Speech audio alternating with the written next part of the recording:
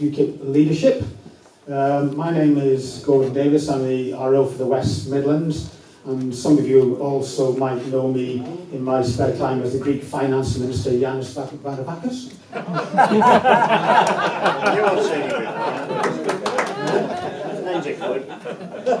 Others might know me for making a barnstorming speech at last year's conference opposing Lucy Powell's online forums bill, which was unanimously passed.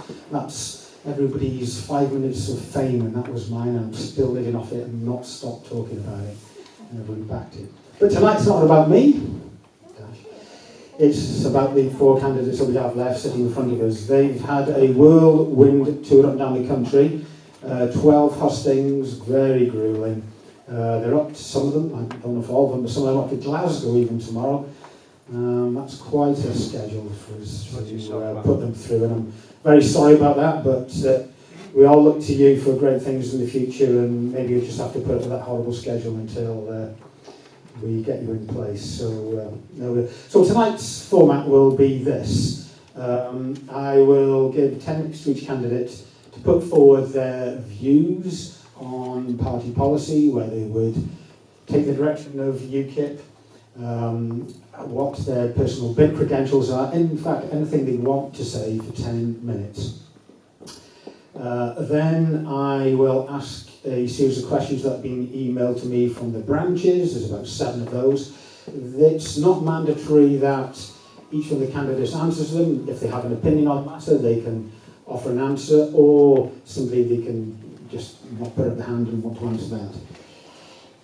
Following that, therell be 30 minutes of time given to the floor for ad hoc questions, and then a final 2-minute wrap-up speech by each candidate to summarise their bid credentials.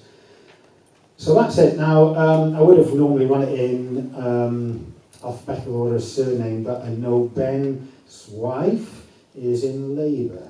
So I'm going to give him the first slot because it's quite likely he might have to shoot off and attend to things very much subordinate to UKIP matters, but in other people's eyes, probably the birth of a child might park up there somewhere. So that is it in terms of the summary, how it's going to go. If anybody's too hot, then I'll try and put the aircon on.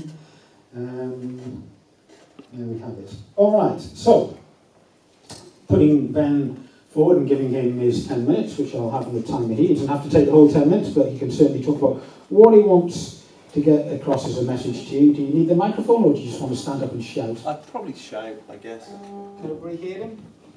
Can you hear me at the back? Yeah. We'll go with that. You don't have to have the microphone. Okay, up to you, Ben. Here we go. 10 minutes. Right, good evening, ladies and gentlemen. Thank you for coming tonight, and I'm so sorry that I'm going to have to cut and dash. There are a few things in life that you can kind of get away with when you've got a woman in your life. Nothing against women, I suppose it works both ways. But I'm not going to get away with to say, to my partner, I'm going to have to stay tonight and talk, do this hustings, because she's going to kill me. She's probably already going to kill me anyway. So anyway, I've got to dash. Yeah, she's 4 days overdue, so it was going to happen. But anyway. Okay, who am I? So, my name is Ben Walker. I've been in UKIP since 2011. And I joined UKIP because I thought it was a really exciting party. It was, it was pushing at the bit. It was threatening the establishment. It was talking about all of the things that we are close to our hearts and we think that are really important problems that face this country. And I think it still does. I think that's true. But the trouble is we've ended up in this situation whereby we are wrestling with our own direction. Now, I joined UKIP because I thought it was a tangible party that was going to threaten at the ballot box and actually make a difference. And do you know what? It did. And it did because of you guys and all the people that came before you and all the people that are likely to join in the future. It was you that made UKIP what it is today. The problem is that we've kind of taken our eye off the ball a little bit. We've chosen a direction which, albeit, is admirable, and we're talking about things that are really important. But the trouble is we've kind of sidelined loads of other stuff. And like I said, I joined a political party. I wanted to succeed at the ballot box, and we're not. So we're currently polling it below 1%. We are hemorrhaging local elected councillors. This has to stop. The only way that we're going to continue to threaten the establishment and make a difference is to focus locally and get our messaging right. And that's where I come in, I think. So a little bit about my history is that I have been a town councillor, I've been a district councillor, I've been a mayor of a town, and I've been a vice chair of a local authority. My focus is completely grassroots, and I think that's where the party should be. I believe that the only way we're going to succeed moving forward is to be strong locally. We have to have strong messaging on the national stage, but locally we need people that are working the areas. They are, going to the coffee mornings. They are involved in all the working groups, whatever it is. But local people working hard so that UKIP messaging is constantly being drip-fed out to the population. If you look at the Liberal Democrats, for instance, they have been killed off so many times. It's unbelievable, but they're still bloody here. And why are they here? The reason is because they've got it right. They concentrate on local areas, they keep the messaging going, they support their branches, and the rest is history. And that's what we're not doing. And I just think I want to see a return to the grassroots. So that's what you get with me, a complete focus. I want to turn UKIP on its head. I am completely bored and tired of the fact that UKIP is has been so driven from the top. All it wants from its members is your money. That's all it really wants. And then it wants to impose lists on you that you never really had any influence in. I want it driven from the bottom. That's the only way we're going to do this, and we're going to be relevant, and we're going to start winning again. A bit more about me. I am ex-Royal Navy for my sins. I served on Type 42 destroyers. I was Portsmouth-based, and I served in the Afghan War. Which wasn't great, but there you go, that's one of those things. But I have a huge sense of public service. I always have, which is why when I left the Navy, I concentrated then on local politics. So the local politics thing, I think, is really strong. You'll get the fact that I want us to become basically a local campaigning machine. I want the main party to support its branches. So, for instance, if a branch can support and put up 50 candidates, I want that branch to be supported by the party. I want all the leafleting paid for by the party. I want to see the first year's subscription fees of a member go to the branch. It has to be about the branch. When it comes... Oh my God. That's all right. I thought I was being heckled, but it's okay. It's okay. So there are many things that I want to see the party do differently. I don't want a top-down party. I want to see member-led policy. That's the one thing I want to see. I want to see a central policy unit. I want to see a live UKIP manifesto, which is on our website, which is constantly evolving and constantly adapting. So you're not rushing around to try and find out what the party stands for every time there's election. It's easy for candidates to stand, and it's easy for branches to push the messages out. So when it comes to national politics, obviously we need strong messaging on that too. And I think there's many core values with UKIP which we will always subscribe to. For me, it's one rule of law for all. End of. I don't want any arguments about some weird little rules or laws from other parts of the world being imposed on us. It's our laws, and that is it. I want UKIP to become the party of law and order. I want UKIP to become the party of defence. Obviously, I have strong links with defence. I want us to stand up for homeless people, for instance. There's 300,000 homeless people on our streets today. We should be fighting for them. Many of them are ex-servicemen and women that fought and stood for this country. And we're happy for them to be on the streets. For instance, the MOD currently have 11,500 empty marriage quarters. It's ridiculous. The situation we find ourselves in there is ridiculous. So the economy. I would like UKIP to be the party of no VAT. None. Let's scrap it. Let's get rid of it completely. It's a tax on the people that have the lowest wages. It's as simple as that. The administration of VAT and the cost of it to deliver it and administer it is most of what you get when you collect the VAT in anyway. We want a simple sales tax, that's it. Michael Gove, in fact, spoke about it most recently in the Tory leadership election. We've got to be the party of the economy. Gone are the days of UKIP just sort of rustling around for policy. We need really strong shop-front policy. That's what we've got to have. Shop window stuff where people can relate to it and they see, I get that, I understand it, and they go with it. I want UKIP to be the party of the working man and working woman. Now, I don't mean working class. What I mean is anybody that works hard and puts into this country. That's what we've got to be. We have got to be the party again that speaks for the masses, not for the few. That's where we have to be, guys. So I won't loll about where we are at the moment. And I think, people will have different opinions on the direction and where we go from here. But in this leadership election, you're kind of faced with a very distinct choice. It's one of change, or it's one of the same. Now, there are candidates here today that, will go either way. I mean, I'm very pleased to say that Mike is one of change. Mike wants to see a return to a situation whereby we are actually trying to talk for the masses. Don't forget, by design, by our constitution, we are a political party. We want to succeed. We want to win elections. And that's the only way we're going to make any influence and change things. The way that we're doing it now is fine. And like I say, the causes are admirable. But the trouble is we are morphing into a street protest party. That's not good enough. We can't stay there. Yes, the issues are important. But we can talk about those issues. And the big frustration to me is that we've handed that baton to other people. We've given people the opportunity to talk about all those difficult issues when it's us, it's UKIP that should have been doing it. And we failed to do that. So let's draw a line under this now, guys. Let's just say, you know what, we're at where we're at. But to move forward now, we need to change. And we need to change in a progressive and different, radical way that's really going to relate to every man and woman that are voters in this country.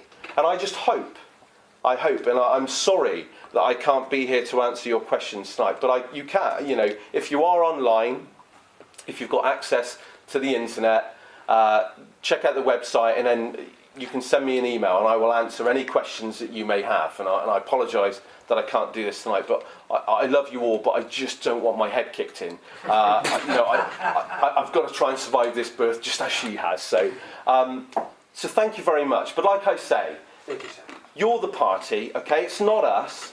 And if I'm lucky enough to be elected your leader, I am not big enough and ugly enough to do this on my own. I need you guys to come with me. I need member engagement. And the only way we're going to do this is together. So thank you.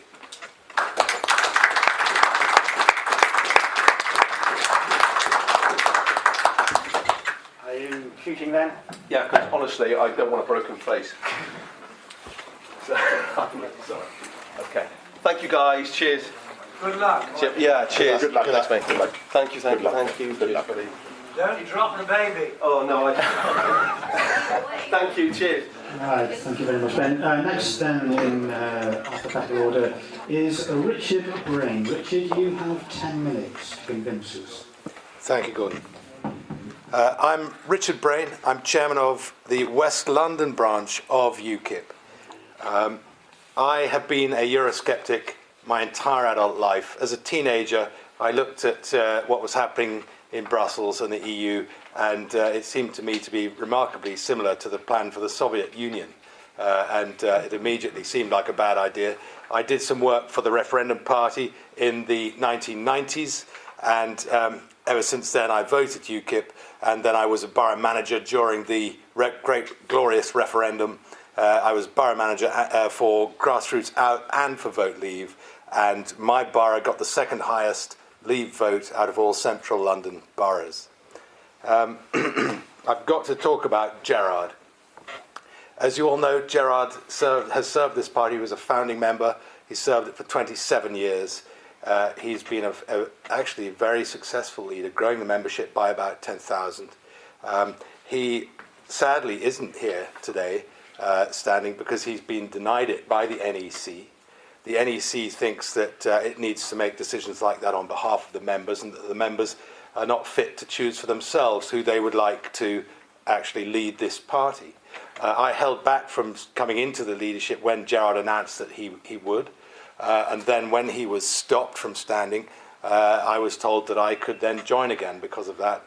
Very generous, you might say, but very unfortunate that he's been stopped. Incredibly ungrateful to a man who's given so much. He's been the Brexit spokesman for the party for many years, and he really is an expert on Brexit and everything about it, including 15 years of experience in the European Parliament. So I'm sad he's not here, but I did ask him to be my deputy leader, and he has agreed to do that. And the great thing about that is that it means that I can call Gerard whenever I want and say, Gerard, what do you think about this? What do you think about that? And he's very wise, he's seen it all, and I know that I can count on him to give me his opinion. He always tells it straight, and he will be a great asset to us. If you elect me as leader, Gerard will be on the team, and we'll still be able to rely on his great experience. I'm going to tell you a little bit more about myself. I live in Chelsea. I have years of experience as a photographer and software developer. I've been running my own business for 25 years. I have a degree in physics and philosophy from the University of London, King's College. I'm married. I have 4 children. I am a somewhere person. I live in the house that I was born in. Recently, Marine Le Pen said there's no such thing as right and left anymore. It's all about globalists and patriots. And the patriots are the somewhere people. They belong where they live, where they grew up. They belong to a particular culture, and that is them. It defines them. And the anywhere people move around. Often they move around the world, and they don't feel any great contact or connection with a particular place. And my guess is that most UKIPers are actually somewhere people. They feel a deep connection with where they come from, whether it's this country or whether it's even a village where they still live or are still connected to, or where they work. But that is very, very important, to be connected deeply to, as it were, the soil. I don't believe in retreating from the position that UKIP is in terms of its manifesto and its policies. I've been on the media recently, and I've stood up for the party. I've stood up for our fantastic manifesto, which really is excellent. And if you haven't read it recently, do go back and read it again, because it's the best political manifesto in this country, bar none. And we need to look at it, learn it, support it, and be able to argue for it. We shouldn't be apologising for it. We shouldn't be disagreeing with it. We shouldn't be actually, if you can't support the party and its policies and its leader, then don't go out and advocate for us. Don't go on television. Don't put yourself in the spotlight if you can't support what we believe in. And I think that we are the most united party, strangely, in the country, because while we have a disagreement about the whole Tommy issue and decision, which I may talk about later, obviously, I'm sure it will come up. In fact, we are the party that has produced a revolution in politics in this country and beyond, across Europe and the world. We've reinvented nationhood. We've said that nation states have a right to exist. We deserve them. They're the best way for people to organize themselves in a big, dangerous world. And we should not be ashamed of standing up for our nation, our country, and believing in it, and believing in its independence. So no retreat. You will see no retreat from me, from any of our policies. We will, of course, have new policies, and those hopefully will come from the membership. How are they going to come from the membership? You'll hear from the other candidates, and you've just heard from Ben, that it's all about the grassroots, and it's very touchy-feely, and we're going to involve the members, and all of this stuff. But none of them has actually, you won't find any of them, actually specifying a detailed plan of how you, the members, are going to be given that power to speak to the party leadership and to the NEC and to the spokespeople and the party's core. I have a plan for that, because I am delivering a set of software tools that will enable this to happen. And one of them is going to be a policy forum. It will be a place where all UKIP members can go. Sorry, No, it's all right. It will be a place where all UKIP members can go to discuss with each other, to make suggestions about policy, about how the party is run, and everybody will be able to up and down vote each other's comments and ideas and suggestions. And not only that, if people put up things that are genuinely derogatory or bad for the party, bad for people to see, then you'll be able to hit an alarm button and say, take this down. And so we'll have a forum that actually regulates itself. It won't have to be managed all the time by somebody in an impossible way where you're trying to manage the conversations of thousands of people, but it will be a great forum for people to discuss policy, and the policies that are voted up most will get put in front of the NEC, will get put in front of the leader every month, and so the leadership and the NEC will be able to see what we as a party are talking about, all of us. Some people who are not online won't participate, but we shouldn't let them hold back all the people who do want to communicate in this way.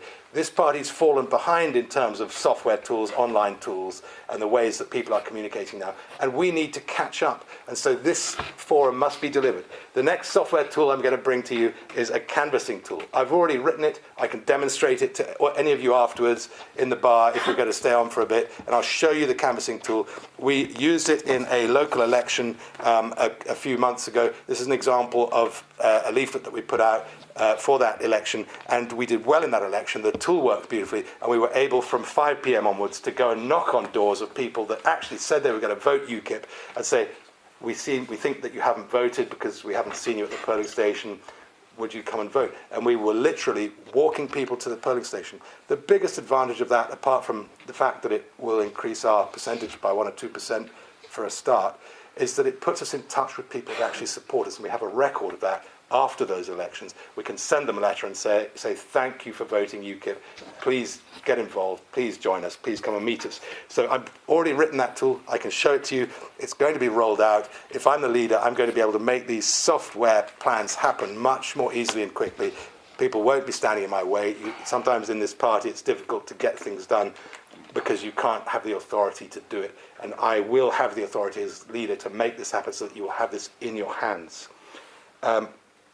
Next thing I want to talk about, finally, is policy. The number one policy for us looking forwards is immigration. It's been a policy for us, a very, very big policy to control immigration for a long time, and it's still a policy. We don't change our policies very often. If you look back at our manifesto, it's a consistent, steady evolution over many years. So we've been talking about immigration for a long time, mass immigration, excessive immigration. But immigration, excessive immigration is so important because it actually reduces people's access to housing, to work, to hospitals, to schools, to transport, to wages, frankly. Immigration is keeping wages low. It is reducing the quality of life for the least well-off in this country. And that's why so many people in this country today are suffering increasing poverty. The average GDP per capita growth in this country before we joined the EC was 2.9%. Now it's 1.7%. The EU has made us all poorer than we would have been if we hadn't joined. Thankfully and hopefully our EU policy is going to be carried out, but we must make sure that immigration is dealt with afterwards so that we properly control it. We need to record every visitor to this country. We need a visitor database, biometric database, so that we can make sure that people don't get access to welfare and health services and all of the other things that they shouldn't have access to if they're not actually entitled to them. We need to make sure that the British government provides services for the British people, and that, of course, also, as you know, is in our current manifesto, but we need a better record of who's coming in, how long they stay, and making sure that they only get access to what they are entitled to. That's about all I want to say to you. Now, please vote for me. I've got very clear plans about how to achieve some of the things that other candidates talk about, and there needs to be a mechanism. Thank you.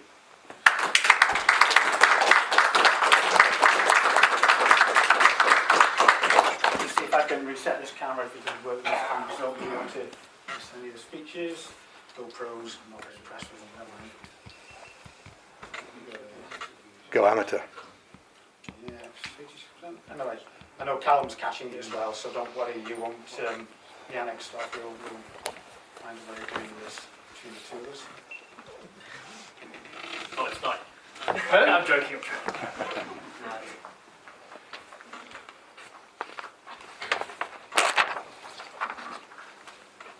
Right, very good, thank you very much, Rich. So next up is Mike to tell us all about his views, ideas and his policies. Please, Mike, if you will. Thank you very much. I think many of you know who I am. You know my record within the party. You know what the positions and what I've held within the party. I've held every senior position in this party, right up to deputy leader. My vision for this party is to move it forward, to win elections. And you, the people, you, the membership, have got a very serious decision to make. You have to not only pick a new leader, but you also have to pick the direction in which this party is going to go. If you carry on the direction you're going at the moment, you're going into oblivion. You are going into a shouty, ranty party that will stand on Westminster shouting the odds and getting nowhere. Or you go on the direction I want to go, where we get votes, where we go down a road of policy, where people will vote for us and vote in their droves, and we will get into local elections. That is where we've got to start. We've got to start at local elections. We've got to start at the ground. We are now at 1%. Many of the candidates tonight will tell you that we've done fantastic over the last 18 months. Well, the council elections was a disaster, an absolute disaster. We won council seats in Derby, we won council seats in Sunderland, but we never did it across the country, which we should have done. That's where we should have been winning seats. We should be scooping up Labour votes. We are not. You will be told that we did fantastic in the European elections. We lost all of our MEPs. We no longer have a voice. We no longer have a voice on the mainstream media. That has gone. We should have won at least some of the MEP seats. The Brexit Party was always going to take many of those, but we should have won some of those seats. I want a party, I want to restructure the party, I want to see a complete restructure, I want to see NEC members of regional structure, so you the people vote, you see who they are, you speak to these people, so you vote them onto the NEC. That will happen. I'm being told it can't happen because of the Constitution. It will happen because it has to happen. It must happen, or else this party's going to die. We have to restructure, we have to change. We have to have a party that speaks to its membership. The membership, right from branch level, from membership level, can speak right up into the head shed where the leader sits. We have to speak to them, and the leader has to speak to the membership. That has to happen. It may not happen, it has to happen. We have to do that. Branches, we have to involve the branches. I was told by Gerard we had 30,000 members. I had branches shutting down in Yorkshire. Where was those 30,000 members? There wasn't where I was. Where was those 30,000 members for campaigning in a local election? There wasn't where I was. We have to involve the branches, and I'm with Ben on this. If you join a branch, that branch money, the first fee should go to the branch. Gerard stopped that. I said it was wrong, but he stopped that. It has to go to the branch. We've got to involve the branches. We've got to support the branches. We've got to make sure them branches are out there working and winning elections once again. We must start winning elections once again. We have been told that the 2017 manifesto is absolutely fantastic. Brilliant manifesto. Well, in the European elections, we won 500,000 votes. The 2015 manifesto, which I was involved with both of those, I did the fishing policy and the defence policy. And the 2015 manifesto, we won 4 million votes. We've lost all those people. This week, we have lost 17 councillors, and we will lose a lot more. Because those people are saying, can I get elected next May under a UKIP banner?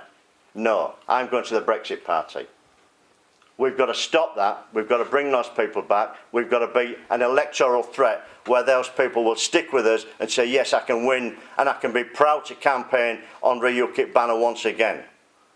We've got to stop the people leaving to go to the Brexit Party. The Brexit Party is going to collapse. We'll probably speak more on that later on.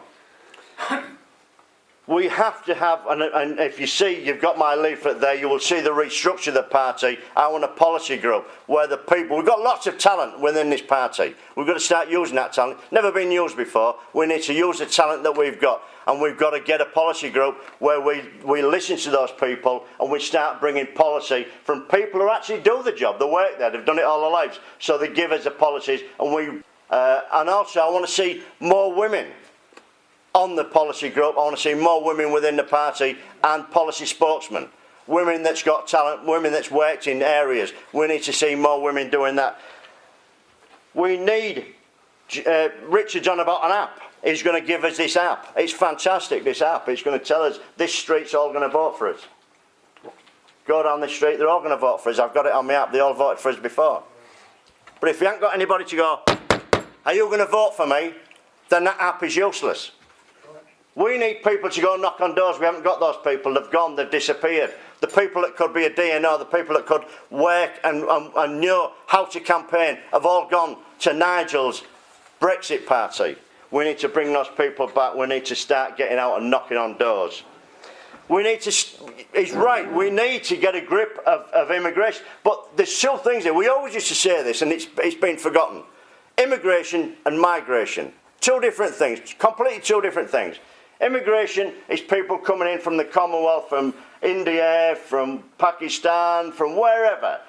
People with skills that are coming in to help this country. Migration is those that are coming through the Schengen area and coming through Europe, crossing 5 continents to get into this country, and we've got to stop that. We've got to have an immigration policy, and I've got it there, which is an Australian immigration policy where we bring people in that's got the skills.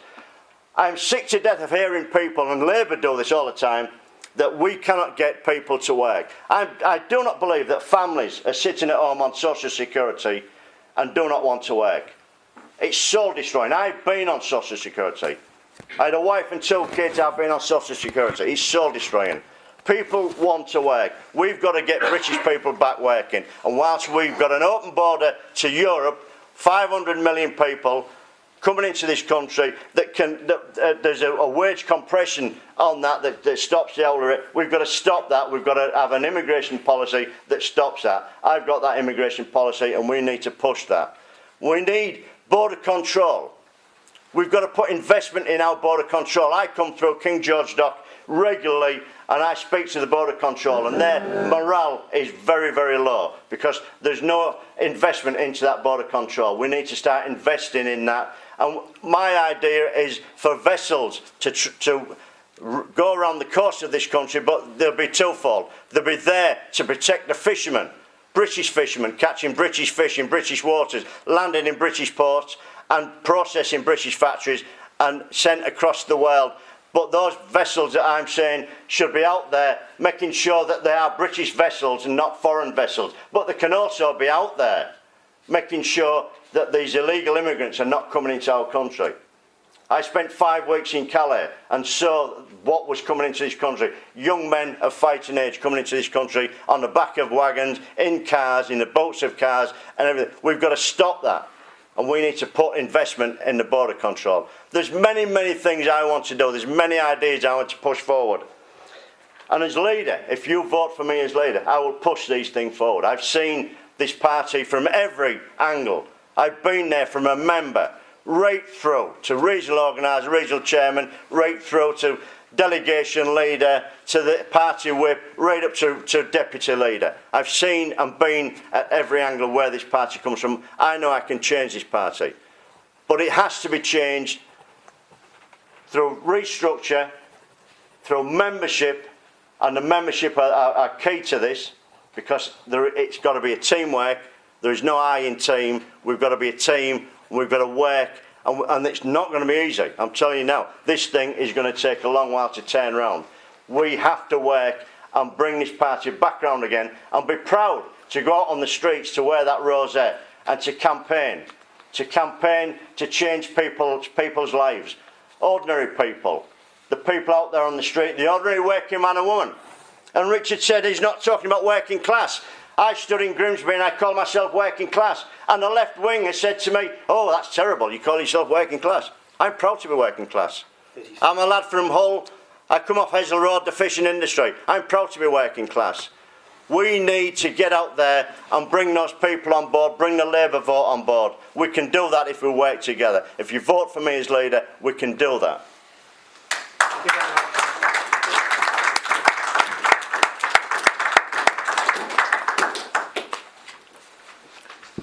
You take any chances on resetting this every time now?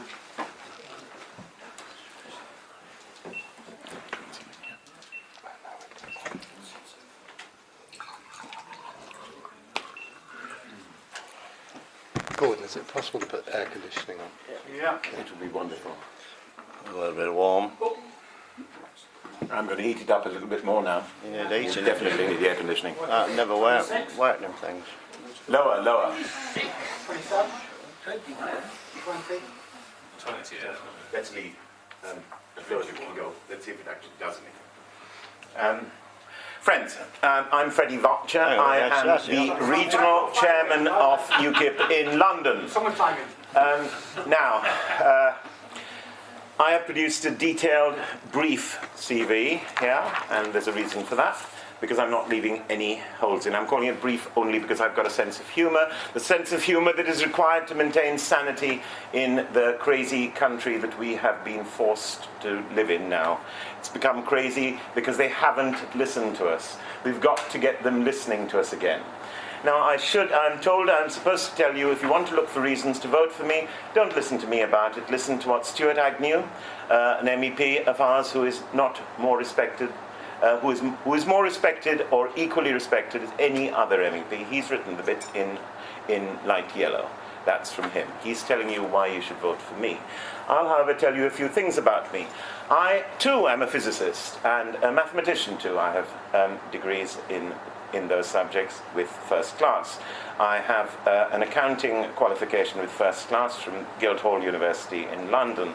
I trained with Ernst & Young Chartered Accountants. I only trained as an accountant. Accountancy is a boring, useless job, but the reason you have to learn it is when you go and train with a Big Four firm, you learn how businesses run. I always wanted to know how to run businesses. I have run businesses since I was 15 years of age. I'm now 61. No business associated with me has ever failed to do well. I have thrown everything into everything I've done. I now sleep about 4 to 4.5 hours a night because I don't need any more sleep. That's just the way I am. I'm full of energy and vitality, and right now that is definitely needed in a UKIP leader. It's moderately hard, but hey, I love things which are hard, to speak after 3 very interesting speeches, and I agree with large segments, most of what all the other candidates have said. I would seek to unite these factions, by the way, in UKIP, something which I do all the time in London, running it, because in London, virtually all branches, are in a state of warfare from time to time, and I'm there to sort of make sure that things don't get too unfair. I was the parliamentary candidate in Chingford and Woodford Green, that is Winston Churchill's seat, where I live in North London. I was the parliamentary candidate in 2015. We distributed 213,500 different pieces of paper during a 7-month parliamentary campaign. It was the greatest number by far that any were distributed by any person within UKIP in a single constituency for one election. Unfortunately, it had a side effect. I so terrified Ian Duncan Smith, my opponent, that he put his hand up when David Cameron said we need to deliver the killer blow to UKIP, which was a few days before the general election on the 7th of May 2015. This killer blow was not to attack UKIP, they learned. Instead was to say that vote for UKIP was a vote for the SNP and Labour in coalition. Terrifying to all of us. And unfortunately, I got a double whammy of that because my constituents not only had all the literature provided by Ian Duncan Smith and the local Conservatives, but they also had national and international news with Ian Duncan Smith's face on it. This is a modest man with much to be modest about, some cruel people say. I wouldn't say it. But he... It was a devastating message, so I was filled at... a street poll had said I was polling even with him, Ian Duncan Smith. This is in Conservative heartlands of Chingford, as I said, Winston Churchill's old seat of Woodford. After that, I was quite a lot. I was a delegate to the London Regional Committee. I stood and won positions on both the constituency list and the All London list to be a member of the Greater London Assembly. I won with 100% of the vote in the selection to be a candidate for the London Assembly for North East region. 23 people voted, all of them voted for me. My opponent didn't have a vote. I spoilt my own vote because it was not fair otherwise. Fairness is very important. I was the parliamentary candidate for Old Bexley and Sidcup, where I took on James Brokenshire. One, because his name was so apposite. Secondly, because this great gent was the number 2 to Theresa May when she was ruining our country in the Home Office. During their stay, well, they said they were trying to get net migration down to tens of thousands. He let 3.6 million in. He was the Immigration and Securities Minister, some security, some immigration control. Refugees too just flooded in without any checks. The people there claiming to come in from Syria, no one even checked whether they could speak Arabic. They actually spoke only Urdu, which is a totally different language, and they were actually from Pakistan, large numbers of them who came in. James Brokenshire, as again the clue is in the name with him, he supervised all of these activities. I don't think he was traitorous, that's a general word, he was just utterly incompetent. So I stood against him there, knowing I had no chance. Also because the Old Bexley and Sidcup was where the BNP were based, and we are not the BNP. We do not discriminate on the basis of race, religion, any of those other things. We want British values and heart. We're looking inside. Now, I am a physicist, as I've said.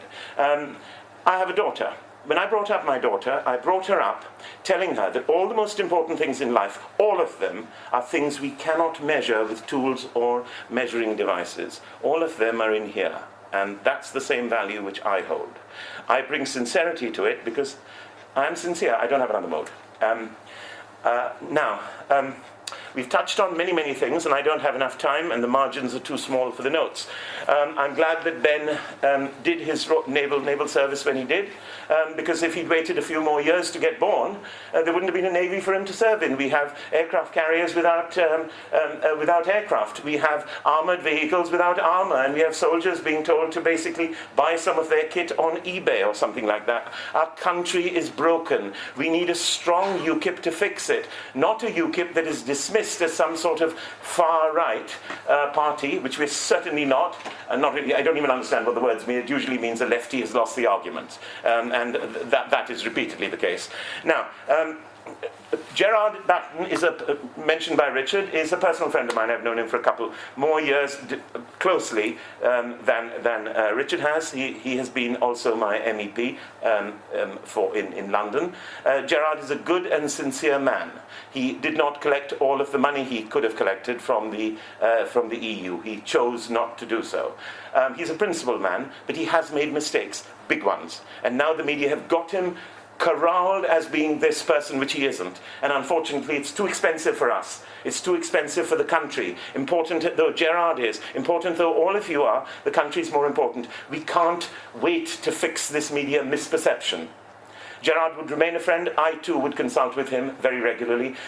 His major work in the run-up to the referendum was the 40 frequently asked questions. I proofed it for him, argued with him endlessly about changes and minor ones, and made suggestions and so on.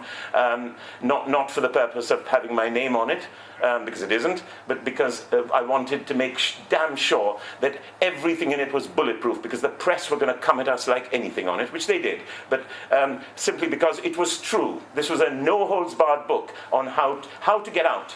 And firstly, Article 50 is just mentioned as do not do this, because Article 50 is just a trap. You do not negotiate with bandits, as is the basic principle. You just repeal the European Communities Act, and out we are. In that case, we then have all the legislation still in place, but no prevention of us selectively repealing or editing it. So we could have then picked and chosen which parts of European law which have become embedded in our law we want to change. And we could have done this at our leisure, not subject to negotiations with these scoundrels. These blackguards can't be dealt with at all. You have to just chuck them out and just leave them.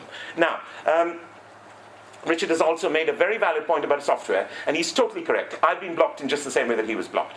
I have no rational explanation why this happened. But I had this feeling throughout, and obviously if I'm leader, I'm not going to be blocked anymore. Nor would Richard be blocked, because I'm fully aware. I'm his regional chairman. His software skills are enormous. If you look at page 2 of my brief manifesto, it looks like this.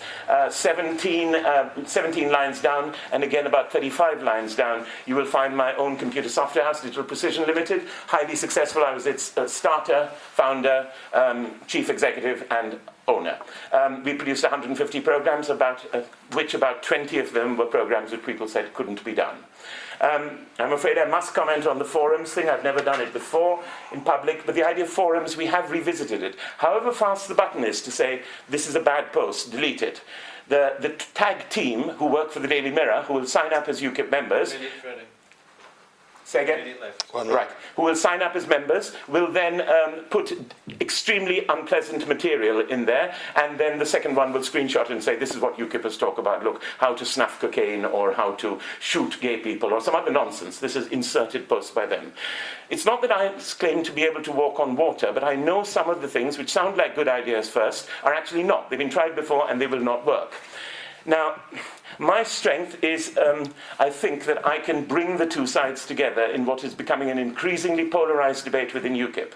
Attacking Gerard the person is completely out, but he has got it wrong. We need a new face. We need somebody eager to take on the press. I mean, totally eager. They won't. The BBC doesn't want to talk to me anymore because they've had so many serial losses now that it's not considered. I'm not economic for them to argue with. I'm happy to take on the subject of Tommy Robinson. I immediately concede his criminal record and other things. I'm not interested in that. The question is his major angst not right? Was there not something really rotten in our party? And the answer is in our country, and the answer is there was.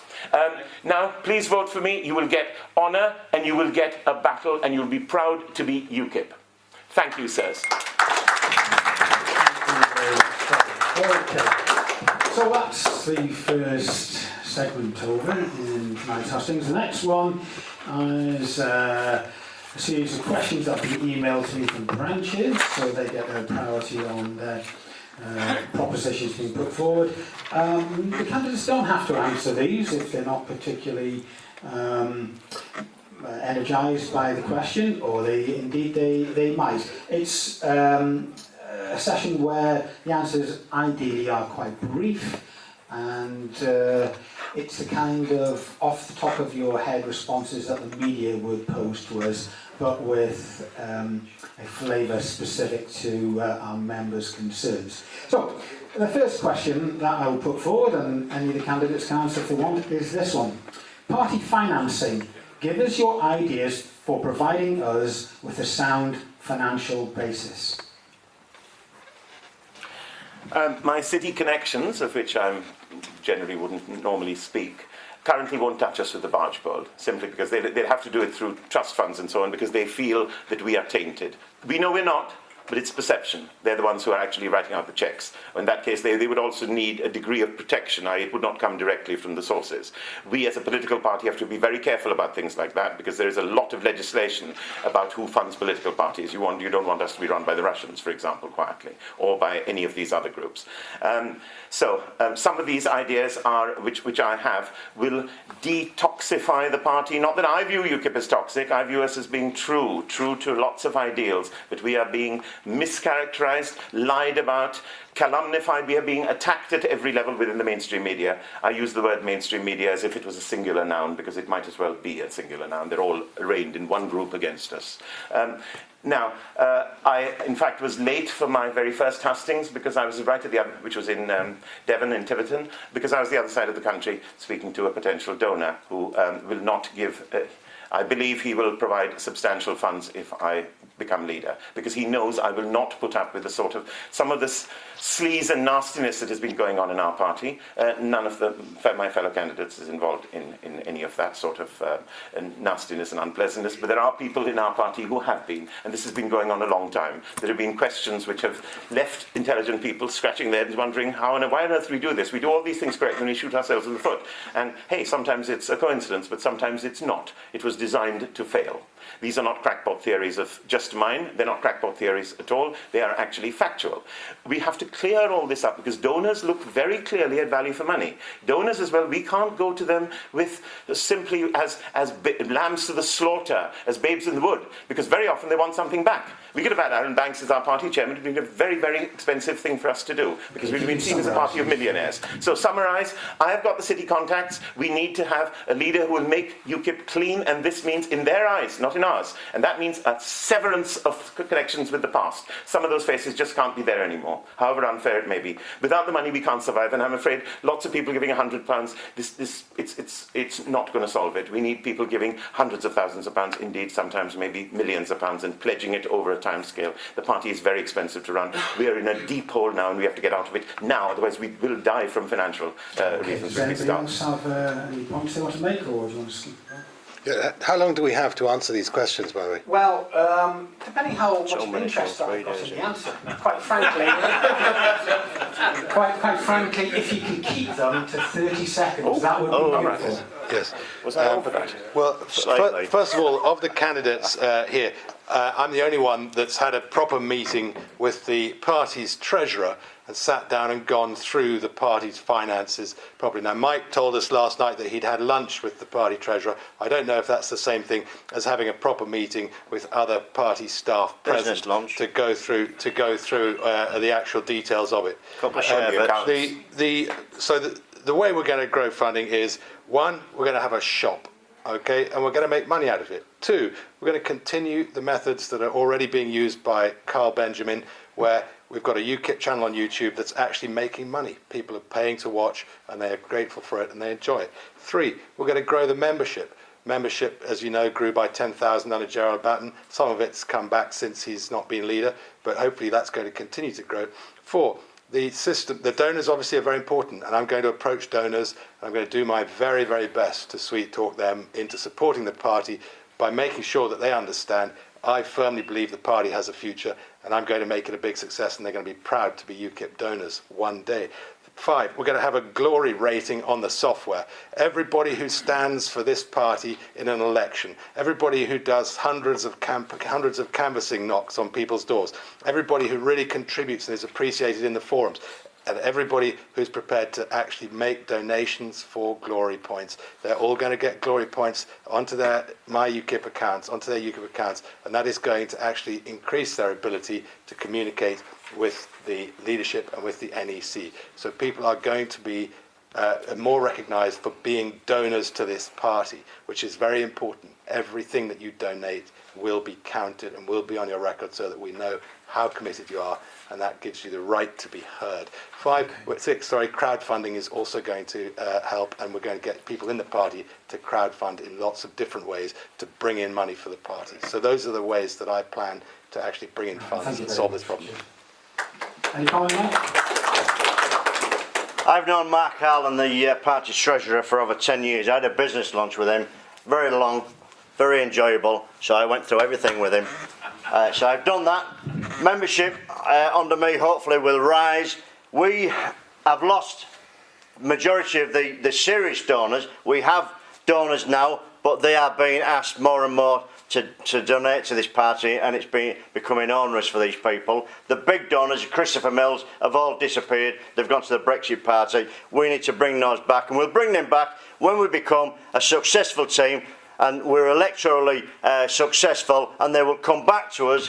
But all this other thing that Richard's talking about, about the software that he's got, and he's going to bring this on. We've done that before and it's never worked. We have a shop. Daryl Pitcher works. He does the shop.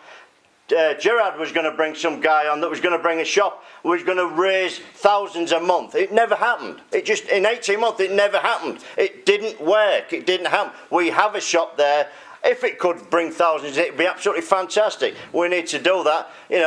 To me, I'm an old, I can sell it. It's sell any old tut as long as it's bringing in some cash for the party. We'll do that. But what Richard's talking about just has been tried before. It hasn't worked. It will not work. The only thing that will work is being a successful party where we're out there winning elections, winning local elections, winning Westminster elections, where we are a party that people will invest in, and it will be the big donors. And we need as a party £5 to £6 million to be a successful party.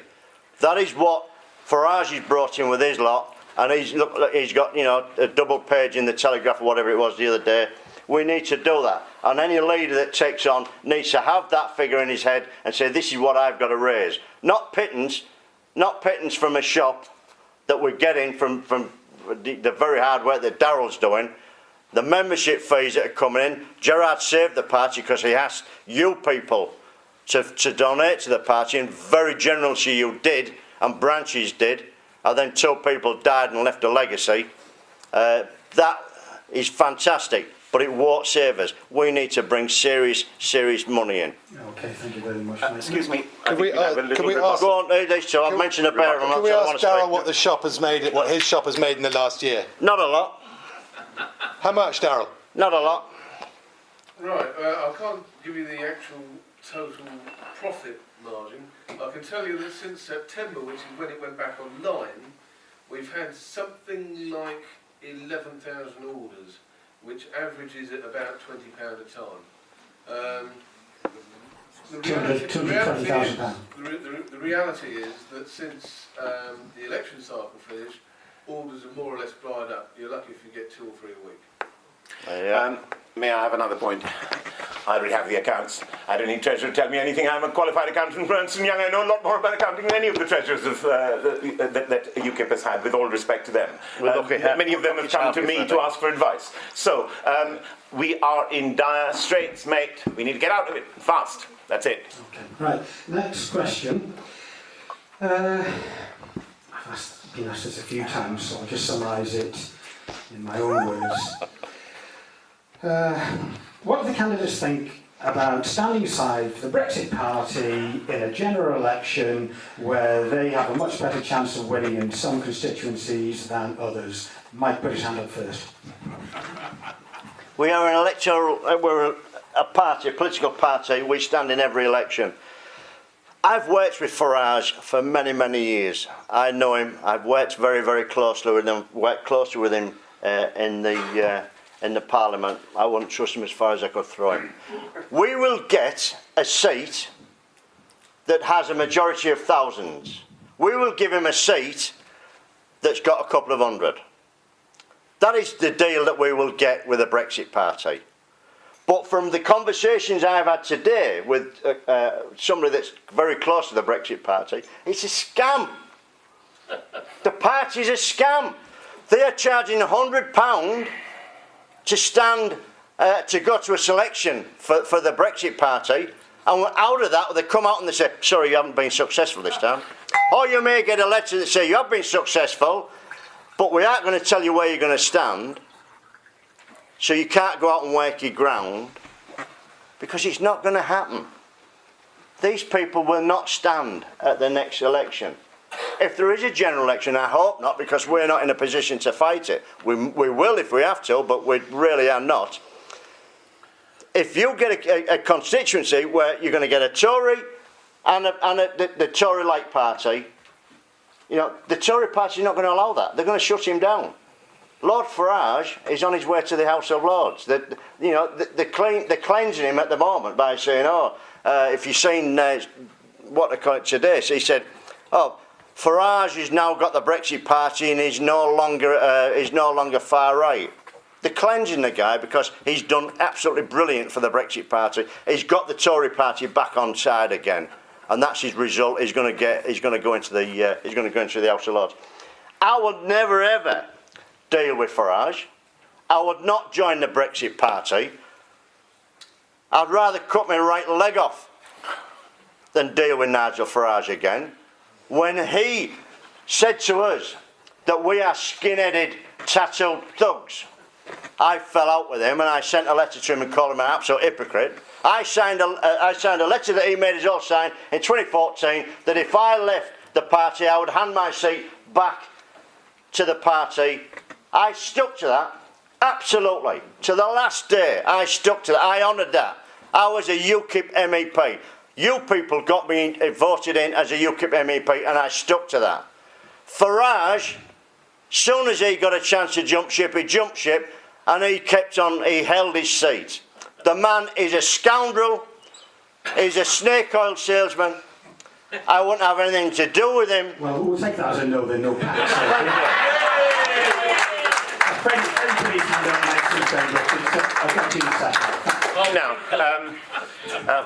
I agree with pretty much everything that Mike has said, I'd never say never, but certainly on the current conditions, it's complete madness. And you need, for supping with people of a certain sort, you need a very long spoon, because you'll get into a lot. We simply need to become a credible electoral threat. Of course, we have to fight these elections. We are a political party. We must exist to fight elections. What is our USP, our unique selling point compared to the Brexit Party? That has to be it. It's simply because we will go cleverly and intelligently into areas where he will not tread. For example, immigration, the huge elephant in the room. I'd have said gorilla in the room, except for being accused then of God knows what. We have to take on this subject, and immigration is correlated with a whole host of things which he won't touch. The whole lot. Crime. The fact that you have to time your calls to the doctor to within a few seconds to get any chance of seeing the doctor on that day, and then the next day the same thing applies, and so on. And then you die. We have immigration connected to every aspect. I'm tempted to use it every time I'm late for an appointment. I can blame immigration now, and unfortunately it's largely true. And refugees, a separate matter, but these refugees are not refugees, they're immigrants, they go back for holiday to the same person they fled from. So, election pacts with them, bloody well not. Fair enough. We're clear on Richard. Well, a couple of months ago, I got a call from someone who used to be in UKIP, who I used to talk to, and I persuaded her not to start a new party for about 6 months or more. But in the end, she did go and start a new party. She's called Catherine Blakelock, and she started the Brexit Party. Anyway, I had a conversation with her. She called me a couple of months ago, and she said, the thing about you and Stuart Agnew and Gerard Batten is that you're straight. That's what she said. And me too. She wasn't talking about sexuality. She was talking about decency. She was talking about decency. And that was her observation. I'll let you make what you will out of that. But she had her party taken from her, effectively. She called me again last weekend. And, you know, she's not happy with the way she's been treated. The party was taken from her. And so, you know, she's looking again at UKIP. But I'm certain that many other people who've joined or subscribed to that party will come back to us, because we're straight. We are a party of people that have real convictions. We believe in a political outlook that is comprehensive. We believe in decency. We believe in our country and everything that it stands for. So people will come back to us as long as we stick to our guns. We must stick to our guns and our policies, and not be intimidated by the press, by people calling us far right. I myself am far middle. So we mustn't listen to that. We must recognise it's just an attack on working class people, and that's all that it means really from the press. So ignore all that. The strategy here on electoral pacts is this: how do you know that we aren't going to take more votes from Labour than from any of the other parties? Let's make that our goal.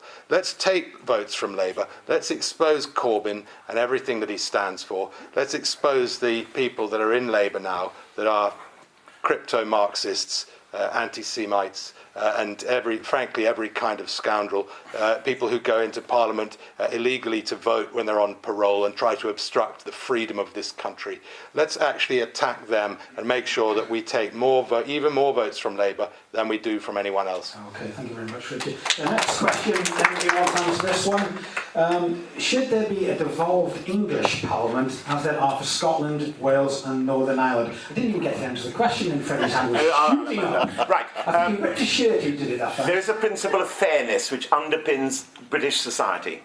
English society, I was tempted to say, this word British is a relatively new one, except for the armed services.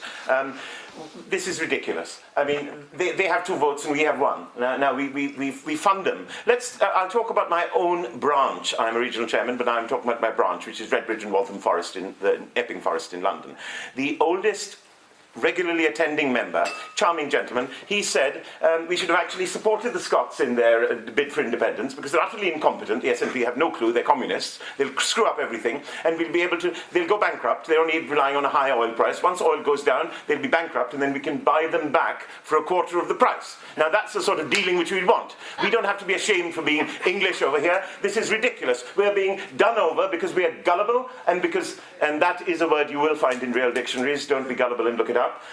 We are being screwed. I think I'm allowed to say it, aren't I, Mr. Williams? Yes, we are being screwed right now entirely by these other lot. And most of the people, good people in Scotland and in Wales and in Northern Ireland, feel the same way that we do. That this is not fair, this arrangement. So either scrap their lot, which I'd be happy to have, just scrap their parliaments. They're just huge buildings and cost centres and all that, with all these new strata and layers, or we have one ourselves. But you can't have it in this current situation. There's no way at all. And the Barnett formula along the way will be thrown away immediately. It's just a way for us to be more looted. They're getting subsidies of £7,000 or £8,000 per head per year up in Scotland over there. And in Northern Ireland, arguably, it's worse. So, obviously, this is a no-brainer. I'd hope that everyone says me too. I agree with much of what Freddie has said. We're currently running a leaflet in the Brecon by-election, Brecon and Radnorshire, which I designed, and we're putting out this is an election address. One of the last items here is scrap the Assembly. Why? Because it's known that in this constituency there are many people in Wales who are fed up with their stupid Assembly and realise that it's actually causing more problems. They've got serious problems in Wales, partly because of Labour dominance of the Assembly and the bad performance of Labour in Wales. And sorry, where did I get to? Yeah, so that's not working. The Welsh Assembly was brought in on a referendum where they got, I think, 50.3% of the vote for the Assembly and 49.7% of the vote against it. So anybody who says our Brexit referendum wasn't a strong win, well, have a look at that. Have a look at 6 times bigger margin. But the point really here is that these devolved governments were actually a Tony Blair EU plan to dismember the United Kingdom and make the regions weaker and smaller and separate so that the EU could do its business of dividing and conquering and ruling over this country and making sure that we didn't have enough of a voice as a unified country as we had in the past. The union with Scotland is over 300 years old, and it's been one of the most successful unions in history. And I hope that we will move back to, also, by the way, Scotland is very well represented in the Westminster Parliament, and I hope that we will move back to a situation where we have a parliament in London that actually properly represents the whole country, and people are more satisfied that they are actually represented there. I think that's the ultimate solution. Do you want any comments there? We are the United Kingdom Independence Party. I think that's it's in the name, and I don't want to break up what we've got at the moment. In Ireland, we have an Assembly House that hasn't sat for over 2 years. The Barnett formula, yes, I agree, should be thrown out because it doesn't benefit us; it benefits the Scots. So I would just say we need to keep it together. I don't think there's any appetite. Jimmy Cranky, she keeps saying that she wants another referendum and she wants to go for independence. I don't think there's any appetite whatsoever in Scotland. I hope she wins. You hope? I hope she gets her independence. Well, if she does, Scotland will be bankrupt within probably and 10 we'll buy years. them back at a quarter of the price. But I think. We're smarter. Our government would end up saying, our poor friends, look what's happened to them. And bail them out. Tax 2% up to well-paid for it. That's the problem. We should stick together. We should keep Scotland, Ireland, and Wales within. And we are the United Kingdom Independence Party. We should stick together, but also we should get rid of that Barnett formula, which is doing us no good whatsoever. It's just costing us money, and the jocks get everything. I love the jocks, the old sweaty socks, but but it does us no benefit whatsoever. And we're there tomorrow afternoon. And that'll be a pleasure for us. All right, thank you very much.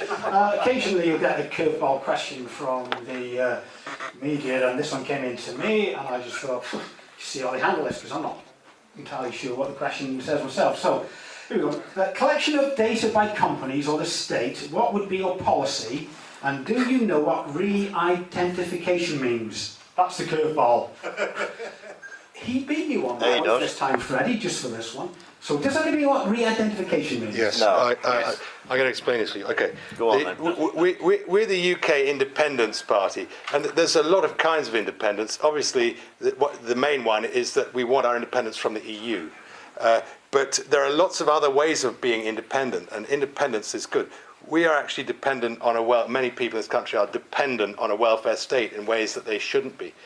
So one of the problems that we've got, one of the threats that this country faces in terms of our independence in the global stage is that there are very, very powerful people and companies gathering vast quantities of data about every single one of us. They literally can read our minds. And there have been cases apparently of, for instance, a father discovering that his teenage daughter was pregnant because she was receiving stuff through the mail, even though she hadn't yet done a pregnancy test.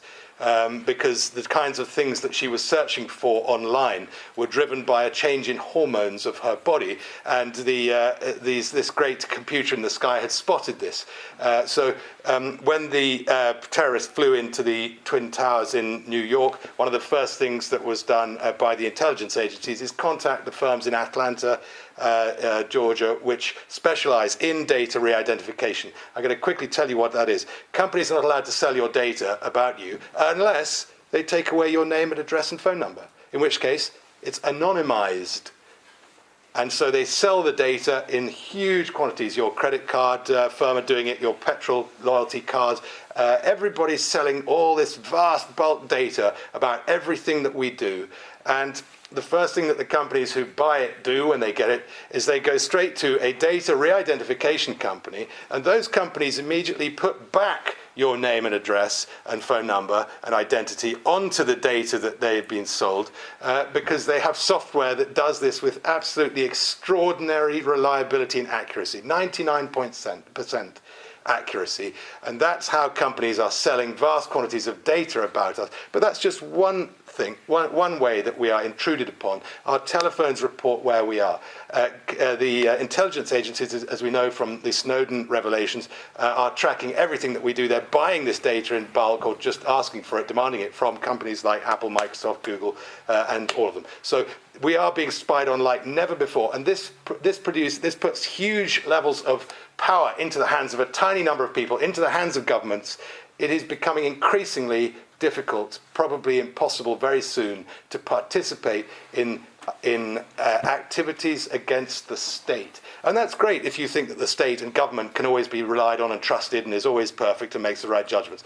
But in fact, the reality is we know that governments frequently go wrong, and they go badly wrong. And of course, you only have to look at Nazi Germany, but there are many other examples of this. And we will end up in the situation where it becomes impossible to rebel. It becomes impossible to stand up for the rights of the individual and the family against the state and the government, because so much power is concentrated in their hands. They know every little detail about us and they own us. And that is the problem. That's very frightening. Freddie? That's a very, very good answer. I would definitely give it 9 out of 10. Now let's go to the 10 answer. What's really happening here, this is just true, it's a very good, it saves me, I can in a short time just add a little bit, because most didn't understand it, therefore it wasn't an answer. Everything Richard said was completely correct.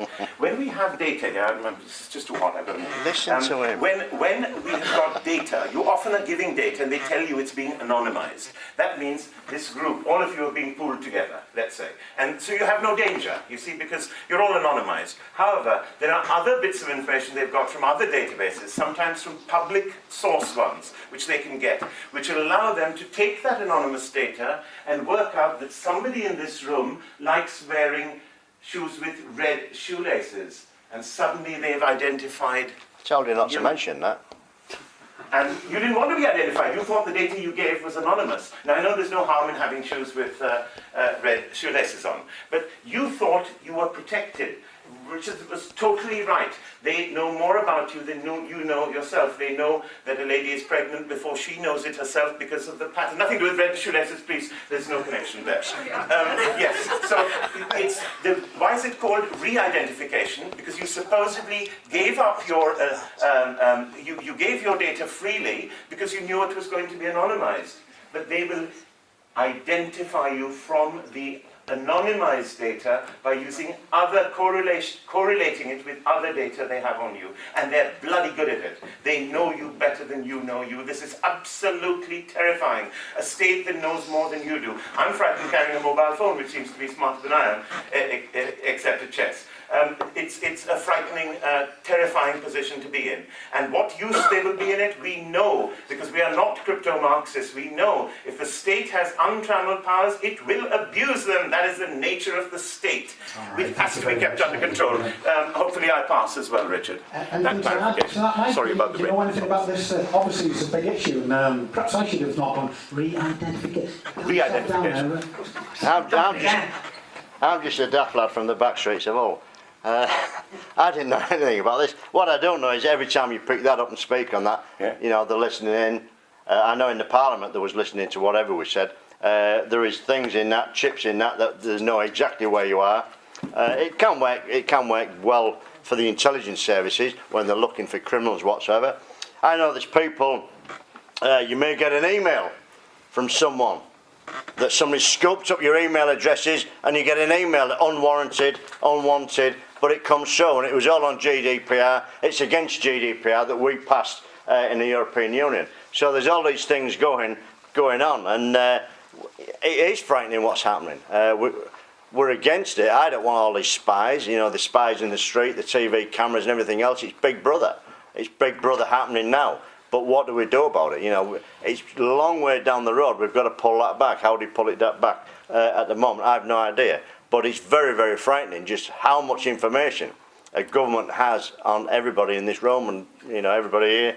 It's frightening. And this has just been going on and on and on for years. And as these things get more and more, you know, this is more powerful. I mean, 50 years ago, is it today? I think 50 years ago today, they landed on the moon. This thing's more powerful than the computers that was on that vessel that landed on the moon. It's absolutely horrendous what's out there now. The only way to do it is chuck that away, strip down to a paper suit and go and hide in the hills somewhere, because that's the only way you're going to get away from this thing. It's technology. Technology is moving on and it's frightening at a frightening rate. But we've got to stop. Somehow got to stop this. Stop people sending us emails that we don't want, that go straight into spam when I get it, when I see those names on it, and just spam it. But it's a frightening prospect. Mike, I don't think it was 50 years today. I think it was 21st. I have Google permanently installed. I think it's 21st July 1969. This guy's frightening. He's got a chip in his head. 21st July 1969, not 19th. But just check, please. I think the BBC said it was 50 years today. Another 10 minutes. Next question. 12 minutes left of this session, 30 minutes for open questions, and then 2 minutes for the show. No. Right. Who would want to comment? 60th, is it? 16th of July. All right. 16th. 16th of July. Who would want to put forward their views from the panel on hate speech laws, hate crime laws, protected characteristics, and the Equalities Act 2010. Is it true that you think some people in society have more rights than others? I think Freddie went first. Repeal a lot of them. There's a whole lot of nonsense. The things which need to be criminalised are already in criminal law. That rogue, that scoundrel Tony Blair added 1,850 criminal offences that didn't exist before. So we've got all sorts of criminal offences already dealing with this. We don't need any of these hate speech laws. They're just used to shut us up. And on that note, I'll say no more.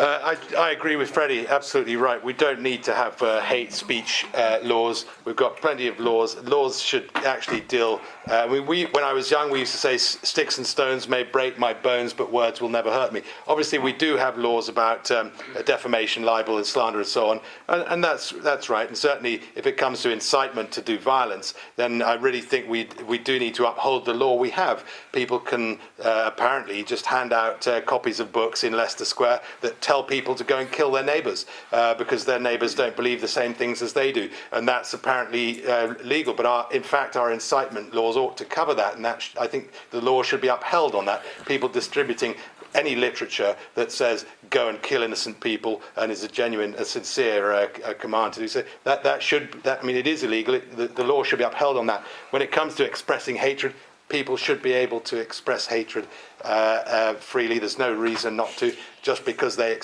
feel hatred for something. Mike's just told you how he hates technology. Okay, so there it is. But It's expressing hatred is not the same thing as asking people to go and do crimes and be violent. It's a different thing, and we need to allow people to say what they think and feel and express it. Absolutely. By the way, one little clarification. The racial hate, they are upholding the law, Richard. The Quran is exempted, as are all works over 100 years. Over 100 years old, they are exempted from the racial hatred stuff. Otherwise, not just the Quran, but the Old Testament would, I'm afraid, have to be banned. So any work over 100 years is exempted from the racial hatred laws. Do you have anything left you want to say on this? Or? Only that, I mean, it's come up today. I mean, Trump's been saying stuff, everybody. If you're in a position, you know, everything, if you say something, you've got to think of what you're saying. And some things will upset some people. And there's things I wouldn't say because it would upset somebody. You know, so you've got to think of that. Yeah, but I ain't bothered. Whatever, get on with it. Move on. Get upset about anything. Yeah. Well, I don't love it. I get lots of things said about me. The things I've had said down the phone to me, I don't bother me. Snowflakes all melt. I'll vote for that. Good. Right, so we've got time for just 2 more questions then, and that'll take us to 9 o'clock. How would you deal with the leftist media and organisations such as Hope Not Hate and Antifa? Then lock them up. Oh, you know, mate? Go on. I'll do this one first. Antifa, I did in York a few months ago, I did a veterans rally. Quite funny actually, I did a veterans rally and I'm walking down the street, I just walked up and there's hundreds of police, hundreds of the bloody things. It was all over the place. And this inspector said, what? He said, where are you for you? What do you mean? He said, well, Antifa's out and the Greens and the Lib Dems and everything, then to come for you. So I said, what's up? They said, because you're a right-wing racist. I went, all right. So I'm marching down the street with hundreds of veterans, Northern Ireland veterans, and veterans of every war going, 60, 70-year-olds, and these scumbags, Antifa, Greens, Lib Dems, the rest of it, are all shouting racist at us. And this is what these people are. You know, we shouldn't allow that. We shouldn't allow these people on our streets. The media's left wing. The BBC. I mean, Richard disagrees with this. I would stop the BBC licence. I would say if you want to be a TV company, you make your own money. This used to be a public service provider. You know, in the old days, they used to give us information. Now, these people, and I've been at the end of all these people hate us. They are all left wing. They absolutely hate what we're saying, but we need to speak on the mainstream media. We have to get out there and speak and get our message across. And it's not only the BBC, Channel 4, Sky, all of these people. They're all left wing. They've all come through the universities. They've all been indoctrinated left wing, and they sit there and we're the antichrist to these people. But we've got to get out there and we've got to speak and we've got to get our message across. You know, but the BBC is probably one of the worst. There's one or two actually that's not so bad. Andrew Neil's not so bad. You always get a fair crack of the whip with Andrew Neil, but he's retiring soon. So when he's gone, it's the rest of them, the Joe Corbyns and the rest of them are all left wing. They all hate us. You know, throw it at us and we'll sit there and just take it and carry on with it. But you know, we've got to speak to them. If we don't speak to the mainstream media, then we've got no voice whatsoever. Okay, I think Richard just... don't worry, folks, at the end of these, I've got one more question. We will have a break for 10 minutes and go to the loo, so if you're thinking, can I hang on, just like... You know. Hang on. So I don't know why Mike says that I wouldn't wish to see the BBC licence abolished. No, you said absolutely am determined for it to be abolished, and I thoroughly support the... Freddie, we really should have got a couple of minutes. I was right. 20th, not 16th. That was the date that took us from the earth. Very good. Right. Last question then. Maybe you can try and keep this one to a maximum of a minute each, and then we're going to have a break, go to the bar. Let's make that maximum of 10 minutes, and then maybe only 20 minutes of questions from the floor, so we don't extend it beyond 9:30, and that's it. So the question is, would you, out of the 2 following options, choose to try and unite the party regardless of what compromises that makes, or should we head off in a certain strong direction with the leader and back that leader no matter what? I think Richard got it first. Yes. I certainly intend to unite the party. I don't believe that the rifts in the party are as big as people say. I think, as I said before, we're actually the most united party in the country in terms of what we all believe in as a manifesto and a political philosophy. There is argument, of course, about the issue of a certain Mr. Robinson. My view is that he was wrongly imprisoned last summer, and that Gerard Batten was right to stand up for someone who was wrongly imprisoned. He did it purely, I asked him, and he said he did it purely because it was right, because it was a moral question, and that's why he did it. As regards Tommy Robinson joining the party, I don't see that will gain Tommy Robinson very much. I don't see that it will gain UKIP very much. And I don't think that it will necessarily help the cause very much that we're all concerned with, and that Tommy and many others have brought forward the issue of the gang rape of children in this country. So I don't see that there's a huge amount to be gained from it. I also think that there are many people in the party who are uncomfortable with some aspects of Tommy and his behaviour. Perfectly sensibly, they're entitled to their own judgments about it, as we all are.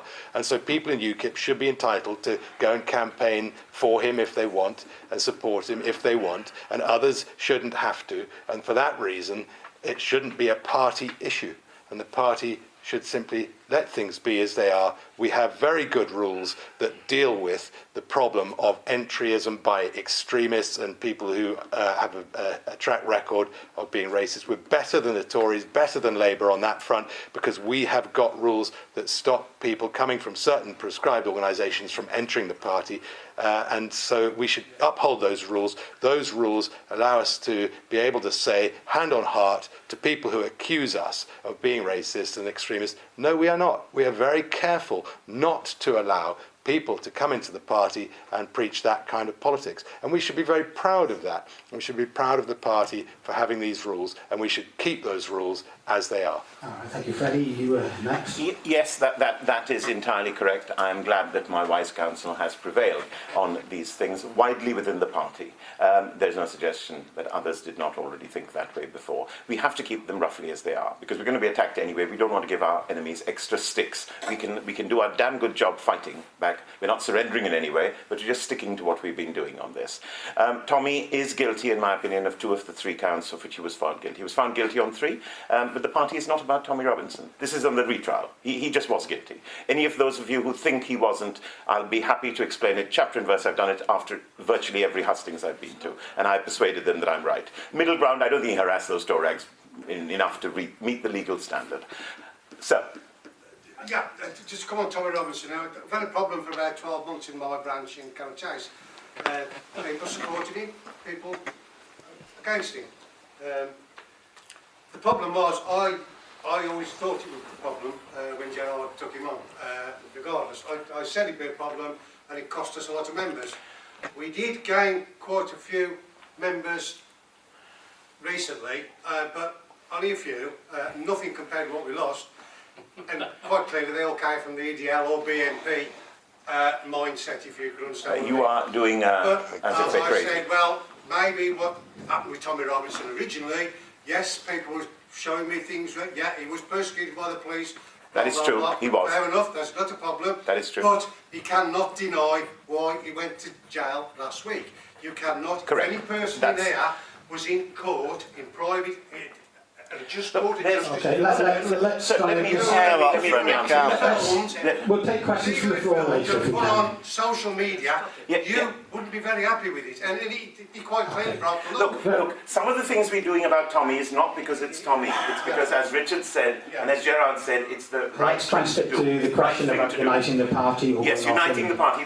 By this sort of rational talk, we are in fact uniting the party. I would certainly hope that under my leadership, both Richard and Mike Hookem would play an important important part, and both tell me when I'm going wrong. In the case of Richard, with great relish, tell me, because he's got a track record of doing so, and that's somebody I respect. Anyone tells me I'm doing it all right, I'm not interested in them. They're obviously an idiot, even bigger than I am. I do things wrong all the time. The point is I admit my errors and correct them rapidly, especially re-read shoelaces. Mike, sorry, Mike hasn't had a say yet. I forgot the question. Yeah, I know. I'm not bothering here. Where am I?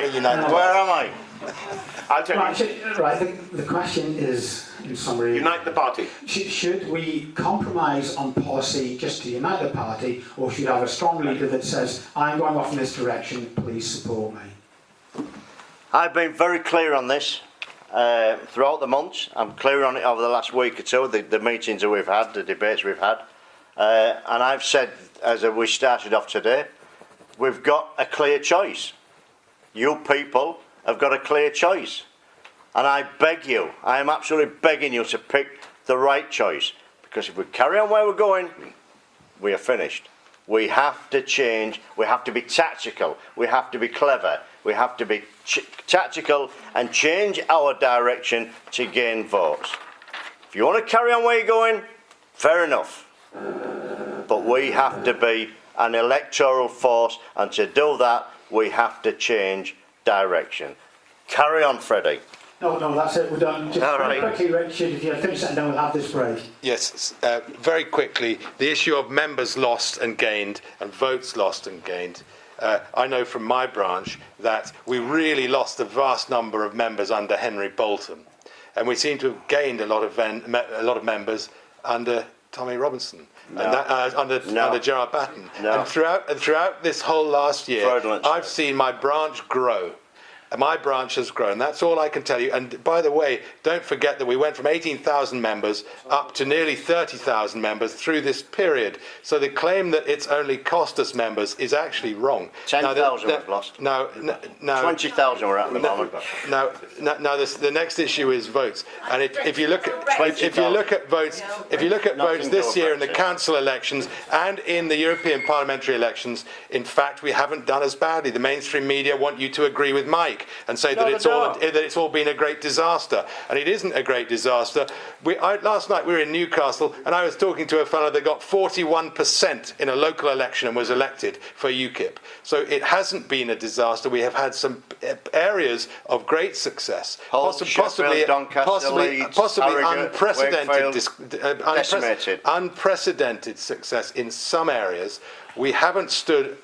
Mike's right that we haven't stood broadly enough, but to try and paint this as only a disaster is to fail to analyse what's really going on, and it's to fall for the mainstream media. Bridlington North last Thursday absolutely decimated. The mainstream media story that this has actually cost us dear, when that's not at all clear.